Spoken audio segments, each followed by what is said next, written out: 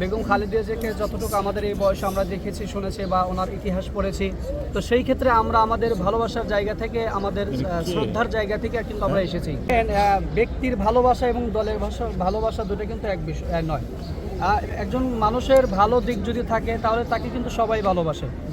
এখন আপনার দল আর ব্যক্তিকে দুটাকে একসাথে মিলালিতে হবে না। আমরা বেগম খালেদা জিয়াকে যতটুকু আমাদের এই বয়সে আমরা দেখেছি, শুনেছি বা ওনার ইতিহাস পড়েছি, তো সেই ক্ষেত্রে আমরা আমাদের ভালোবাসার জায়গা থেকে, আমাদের শ্রদ্ধার জায়গা থেকে কিন্তু আমরা এসেছি। ওদের স্বপ্ন পূরণে পাশে থাকতে পেরে আমরা গর্বিত। আমরা বলতেছি না যে আমরা বিএনপিকে আমরা ভোট দেই না বা এই সমস্ত বিষয়গুলো আসলে আমরা প্রকাশ করতেছি না, কারণ আমরা কোনো দল বা ব্যক্তিকে আমরা বিভেদ করছি না। আমরা মূলতই বেগম জিয়ার রুহের মাগফিরাতের জিয়ারতের উদ্দেশ্যে এসেছি। সে একজন ভালো মানুষ ছিলেন এবং দেশনেত্রী ছিলেন, দেশের প্রতি তার মায়া ছিল। সব কিছু মিলে আমরা সেই আন্তরিকতার হাতে মানবতার একটা আমাদের যে একটা একে একের সাথে মিলানো সেই বন্ধন হিসেবে আমরা কিন্তু এখানে সবাই একত্রিত হয়েছি।